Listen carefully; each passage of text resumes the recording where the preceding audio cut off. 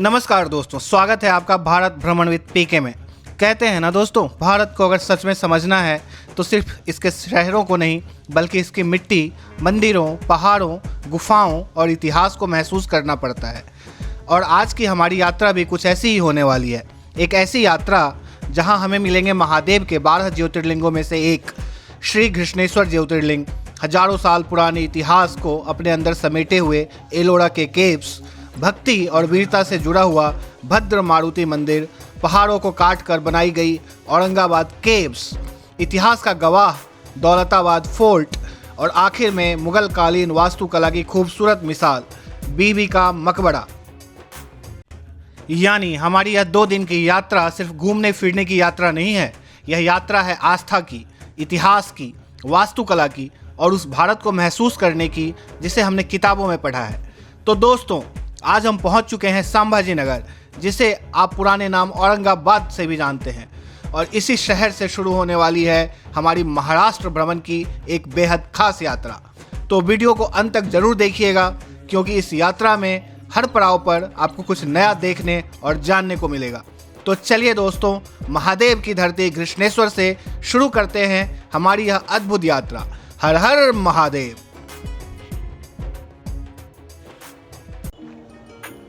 तो दोस्तों, दोपहर के बजे 2 और हमने घृष्णेश्वर टेम्पल में महादेव का दर्शन कर लिया है। तो चलिए आपको दिखाते हैं अब यहाँ पे क्या क्या है, क्या चीज़ें हैं और आप कैसे कैसे दर्शन कर सकते हैं, देख सकते हैं। तो ये जो जगह है जहाँ मैं अभी खड़ा हूँ, ये पार्किंग है यहाँ का। आप देख सकते हो, ये पार्किंग जो है सिद्धेश्वर महादेव, ये जो बगल में टेम्पल है जहाँ हम अभी चलेंगे, ये महादेव इनके प्रीमिसेस में ही ये पार्किंग है। पार्किंग से हम बाहर निकलते हैं।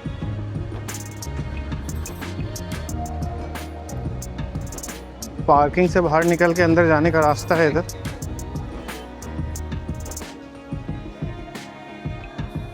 ये देखो शॉप्स लगे हुए हैं इधर।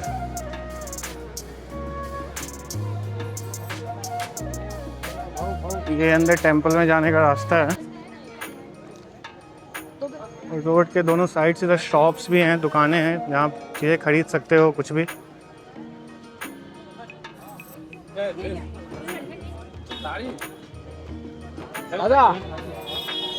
ये जो आप देख रहे हो, मैं जूम करके दिखाऊं तो ये मंदिर है महादेव का। ये देखो, ये है इधर।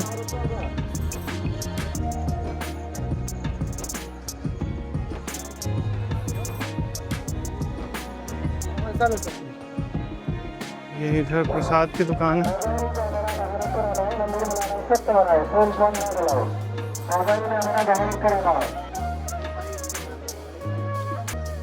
मंदिर का एंट्री और एग्जिट ये है।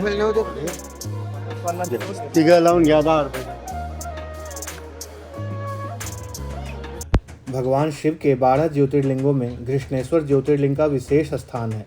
ज्योतिर्लिंग सिर्फ एक मंदिर नहीं होता है दोस्तों, यह उस आध्यात्मिक भावना का प्रतीक है जहां इंसान अपने अहंकार, अपनी परेशानियों और अपनी इच्छाओं को कुछ समय के लिए पीछे छोड़कर उस शक्ति के सामने खड़ा होता है जिसे वह अपने से कहीं बड़ा मानता है। घृष्णेश्वर मंदिर की वास्तुकला भी बेहद खूबसूरत है और इसका इतिहास हमें महाराष्ट्र की समृद्ध धार्मिक एवं सांस्कृतिक परंपरा से जोड़ता है।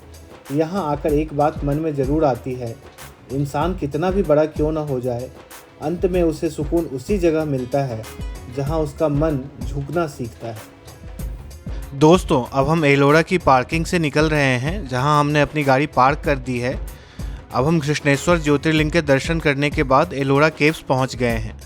यूनेस्को वर्ल्ड हेरिटेज साइट में शामिल एलोरा सिर्फ गुफाओं का समूह नहीं है, यह भारत की उस अद्भुत कला और सहिष्णुता की कहानी है जहां बौद्ध, हिंदू और जैन परंपराओं से जुड़ी गुफाएं एक ही परिसर में देखने को मिलती हैं। World heritage site Ellora.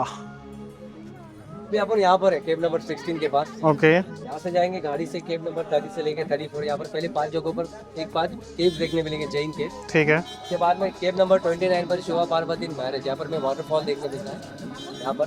उसके बाद में केव नंबर 16 के पास ही गाड़ी लेकर आएगा अपने को, यहाँ पर रिटर्न ड्रॉप करेगा।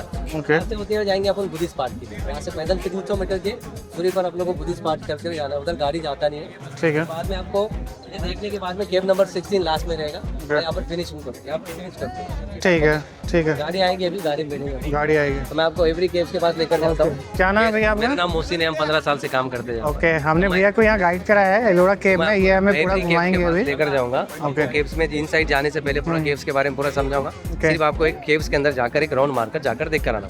ठीक है, ओके।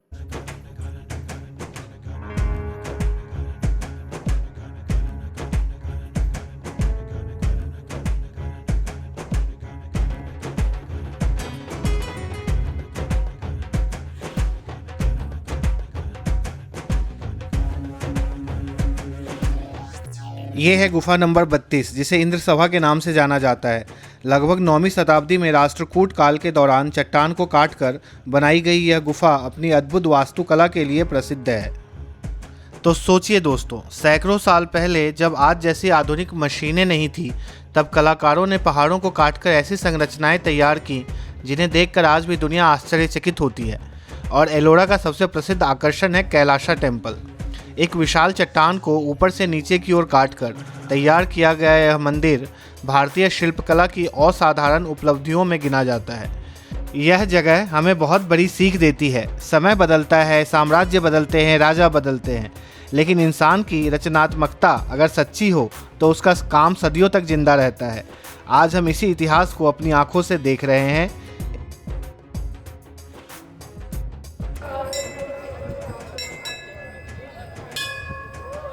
तो दोस्तों, एलोरा की अद्भुत दुनिया देखने के बाद अब हमारी डे 1 की यात्रा आगे बढ़ती है भद्र मारुति टेम्पल की ओर। यह स्थान भगवान हनुमान जी को समर्पित है और यहाँ हनुमान जी की एक विशेष मुद्रा में प्रतिमा के दर्शन होते हैं। दिन भर इतिहास और वास्तुकला के दर्शन के बाद शाम के समय मंदिर का शांत वातावरण मन को एक अलग ही सुकून देता है। और शायद यही हमारी यात्रा की खूबसूरती भी है। दिन हमें इतिहास सिखाता है और शाम हमें भीतर झांकना सिखाती है। इसी आस्था के साथ हम करते हैं भद्र मारुति जी के दर्शन और यहीं समाप्त करते हैं अपनी डे 1 की यात्रा। लेकिन दोस्तों, कहानी अभी ख़त्म नहीं हुई है। कल हमारा इंतज़ार कर रहा है इतिहास, पहाड़, ट्रैकिंग और एक ऐसा किला जहां पहुंचने के लिए हमें काफ़ी मेहनत करनी पड़ेगी। तो चलिए बढ़ते हैं डे 2 की ओर। नमस्कार दोस्तों, स्वागत है आपका हमारे चैनल पे। आज है हमारे ट्रिप का डे 2। अभी हम हैं औरंगाबाद में। कल हमने देखा कृष्णेश्वर टेम्पल और हम गए एलोरा केव्स, तो उसी में काफ़ी टाइम चला गया, पूरा दिन गया हमारा उसमें। तो आज सुबह सुबह ब्रेकफास्ट करके हम रेडी हो गए हैं जाने के लिए औरंगाबाद की लोकल जगहों पे, जो काफ़ी खूबसूरत जगह हैं। कई जगह हैं घूमने के लिए, जैसे बीवी का मकबरा है और केव्स हैं। तो हम सबसे पहले भी औरंगाबाद केव्स जा रहे हैं, तो केव्स के बाद और सारी जगहों पे जाएंगे। तो चलिए हम चलते हैं औरंगाबाद केव्स और अपने साथ आपको भी दिखाते हैं कि कैसी है ये जगह। देखो गाइस, कितनी खूबसूरत जगह है। ओह माय गॉड, ये तो बहुत ही ज़्यादा खूबसूरत है भाई। ये तो बहुत ही ज़्यादा खूबसूरत है यार, गजब। देख रहे हो तुम, ये तो कमाल ही है। तो फाइनली हम पहुंच चुके हैं औरंगाबाद केव्स। चलिए दिखाते हैं आपको हम क्या है इस केव में, और हम भी देखते हैं। ये गुफाएं मुख्य रूप से बौद्ध धर्म से जुड़ी हुई हैं और पहाड़ी क्षेत्र में स्थित होने के कारण यहाँ से संभाजी नगर सिटी का शानदार पैनारोमिक व्यू भी देखने को मिलता है, जैसा कि आप देख सकते हो। दोस्तों, जब आप किसी ऊंची जगह पर खड़े होकर नीचे पूरे फैले शहर को देखते हो तो पर्सपेक्टिव अपने आप बदल जाता है।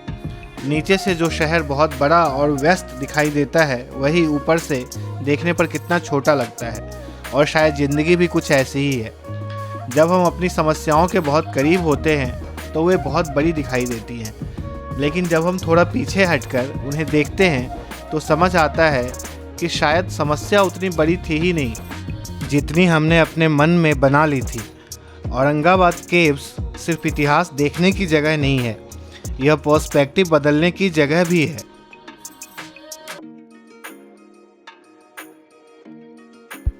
तो दोस्तों, अब हम पहुंच चुके हैं हमारी महाराष्ट्र जर्नी में एक ऐसी ऐतिहासिक जगह पर जिसे देखकर आपको अंदाज़ा हो जाएगा कि हमारे पूर्वजों ने किलों को सिर्फ रहने के लिए नहीं बल्कि दुश्मनों के लिए एक अभेद्य चुनौती बनाने के लिए तैयार किया है।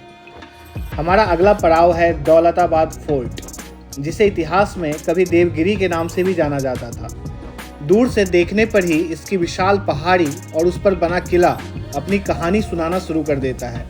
लेकिन दोस्तों, दौलताबाद फोर्ट की खासियत सिर्फ इसकी ऊंचाई नहीं है। इसकी सबसे बड़ी ताकत थी इसकी लोकेशन और इसकी डिफेंसिव आर्किटेक्चर। किले तक पहुंचना ही अपने आप में एक एडवेंचर है। जैसे जैसे हम ऊपर की तरफ बढ़ेंगे, रास्ता मुश्किल होता जाएगा। कहीं सीढ़ियां हैं, कहीं संकरा रास्ता और कहीं ऐसा हिस्सा जहां आपको संभल कर कदम रखना पड़ेगा। और यही इस ट्रैक को खास बनाता है। क्योंकि दोस्तों, जब रास्ता आसान होता है तो मंजिल सिर्फ एक डेस्टिनेशन होती है, लेकिन जब रास्ता मुश्किल होता है तो मंजिल एक अचीवमेंट बन जाती है। चलते चलते एक पल ऐसा भी आएगा जब शरीर कहेगा बस अब और नहीं, लेकिन फिर पीछे मुड़कर देखेंगे तो नीचे का पूरा लैंडस्केप दिखाई देगा और उस एक व्यू के लिए आपको अपनी पूरी मेहनत छोटी लगने लगेगी। अब जरा कल्पना कीजिए, सैकड़ों साल पहले इसी पहाड़ी पर सैनिक तैनात रहते होंगे। दुश्मन नीचे से इस किले को देखता होगा और सोचता होगा कि आखिर यहाँ तक पहुँचा कैसे जाए। यही दौलताबाद फोर्ट की सबसे बड़ी ताकत थी। इसकी प्राकृतिक ऊंचाई को फोर्ट्रेस की इंजीनियरिंग के साथ इस तरह इस्तेमाल किया गया कि किले तक पहुंचना आसान काम नहीं था।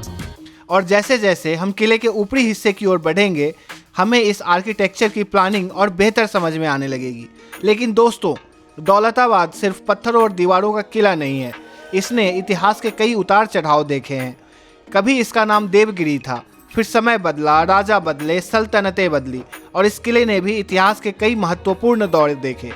एक समय ऐसा भी आया जब मोहम्मद बिन तुगलक ने अपनी राजधानी दिल्ली से देवगिरी स्थानांतरित करने का फैसला किया और इसका नाम दौलताबाद रखा। सोचिए दोस्तों, दिल्ली से इतनी दूर राजधानी को स्थानांतरित करने का फैसला कितना बड़ा और कितना असाधारण रहा होगा। हालांकि यह प्रयोग ज़्यादा समय तक चल नहीं सका और राजधानी वापस दिल्ली ले जानी पड़ी, लेकिन दौलताबाद इतिहास के पन्नों में अपनी जगह हमेशा के लिए बना चुका था और आज हम उसी इतिहास के बीच खड़े हैं। आप ऊपर पहुंचने के बाद वहां मौजूद गणेश जी के मंदिर में गणेश जी के दर्शन कर सकते हैं। दर्शन करने के बाद आप वहां थोड़ी देर आराम कर सकते हैं और आराम करने के बाद फिर यहां से दिखाई देने वाले शानदार पैनोरामिक व्यूज़ को कैमरे में कैद कर सकते हैं। ऊपर खड़े होकर जब हम आसपास के लैंडस्केप को देखेंगे तो शायद एक बात और समझ में आएगी हमें। किले की ऊंचाई सिर्फ मीटर्स या फीट में नहीं मापी जाती, उसकी ऊंचाई इस बात से भी मापी जाती है कि उसने कितने युग देखे हैं। राजा आए, राज्य बदले, साम्राज्य बने, साम्राज्य खत्म हुए, लेकिन दौलताबाद आज भी उसी मजबूती से खड़ा है। और शायद यही इतिहास की सबसे खूबसूरत बात है। सत्ता बदलती रहती है, समय बदलता रहता है, लेकिन इतिहास अपनी निशानियां छोड़ जाता है। तो दोस्तों, अगर आप हिस्ट्री के साथ साथ ट्रेकिंग और एडवेंचर को भी एंजॉय करते हैं तो दौलताबाद फोर्ट आपके लिए एक बेहद खास एक्सपीरियंस हो सकता है। लेकिन एक बात ज़रूर याद रखिए, यह सिर्फ एक किले की यात्रा नहीं है, यह उस दौर की यात्रा है जब पहाड़ों को फोर्ट्रेस बनाया जाता था, पत्थरों को सुरक्षा दीवारों में बदला जाता था और हर कदम के पीछे एक रणनीति होती थी। तो अब दोस्तों, हमारी डे 2 की यात्रा पहुंचती है अपने अंतिम पड़ाव पर, जो है बीबी का मकबरा। इसे अक्सर ताज ऑफ द डेक्कन भी कहा जाता है, क्योंकि इसकी वास्तुकला में ताजमहल की याद दिलाने वाली कई विशेषताएं दिखती हैं। लेकिन दोस्तों, किसी भी मॉन्यूमेंट को सिर्फ उसकी खूबसूरती के लिए देखना ही काफ़ी नहीं है। हर इमारत अपने समय की एक कहानी लेकर खड़ी होती है। उस दौर की कला, उस दौर की तकनीक, उस दौर की सोच और उन लोगों की मेहनत जिन्होंने इसे बनाया। शाम के समय जब सूरज की रोशनी इस आर्किटेक्चर पर पड़ती है तो इसकी खूबसूरती और भी निखर कर सामने आती है। और यहीं बैठकर एक कप चाय और थोड़ा सा नाश्ता। कभी कभी दोस्तों, इतनी सी चीज़ें भी पूरी यात्रा की सबसे खूबसूरत याद बनकर रह जाती है। तो दोस्तों, इसी के साथ हमारी 2 दिन की संभाजी नगर यात्रा अपने अंतिम पड़ाव पर पहुंचती है। इन 2 दिनों में हमने सिर्फ कुछ टूरिस्ट प्लेसेस ही नहीं देखे, हमने देखा महादेव की आस्था, बौद्ध धर्म की विरासत, प्राचीन भारतीय शिल्पकला, महाराष्ट्र के ऐतिहासिक किले, मंदिरों की आध्यात्मिक शांति और मुगल एरा आर्किटेक्चर की खूबसूरती, और शायद यही भारत की सबसे बड़ी खूबसूरती है। कुछ किलोमीटर की दूरी में ही आपको सदियों का इतिहास, अलग अलग धर्मों की विरासत और अलग अलग संस्कृतियों की झलक देखने को मिल जाती है। इस यात्रा ने मुझे एक बात फिर से याद दिलाई, ट्रैवल सिर्फ जगह बदलने का नाम नहीं है, ट्रैवल अपने नज़रिए को बदलने का नाम है।